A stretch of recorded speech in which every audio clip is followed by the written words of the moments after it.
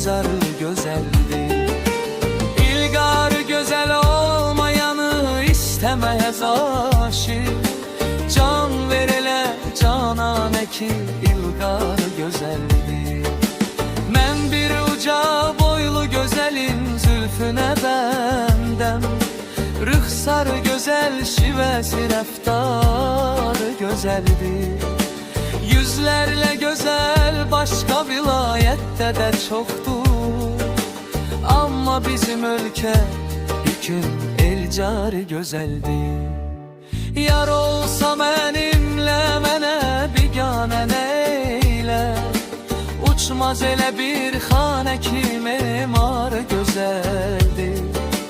Ben istediğim tüm o günü Keyri'de sevdi. Kıymetli o şeydi ki hirdarı gözeldi. Vahid mene insaf ele sima ile bakma.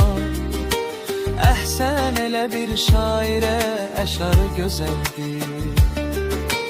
Dindir beni herden gözelim. Dindir beni herden gözelim. Fırsat olanda veslin bize bir an ne olar kısmet olanda. Bak gör beni zülfünle perişanlığa saldı.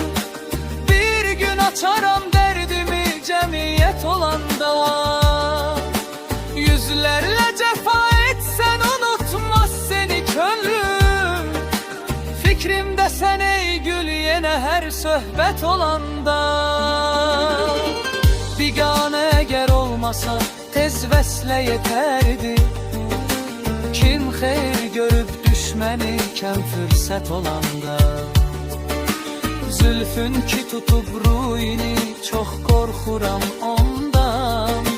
Alem toxunar birbirine zulmet olanda. Könlüm nece sensiz gözelin nalesiz olsun. Bülbül dayanar mı gülüne hasret olanda. Vahid hele karşında büyük bir gelecek var. Dünya bize lezzet vereceği cennet olanda. İcaze ver bakım ey gül o kara gözlerine. Vurulmuşam nedim aşikare gözlerine. Gem etmerem beni 100 defa günde öldüresen. Bakanda bir de dirillem dübare gözlerine. Camalın açma gülüm korkuram görüp üzünü. Gün olsun üstüne aşık sitare gözlerine. Olaydı kısmet öpeydim o nazik ellerini. Yürekten eylemişam ihtisare gözlerine. Kemendi ah ile seyyadlar dalınca düşer. Bu naz ile eğer etsen işare gözlerine. Gözüm götürmeyre yarlar bakan da sene. Bir ayrı gözleydirler nezare gözlerine. Şikeste vahide olmaz tabiplerden elaç. Kalıptı indi senin birce çare gözlerine. Ne kadar eşkimize gül bele pünhan olacak. Aşikar eylemeyince yüreğim kan olacak. Ne kadar gül yüzünün hasretin aşık çeksin. Ne zaman vesline bes yetmeye imkan olacak.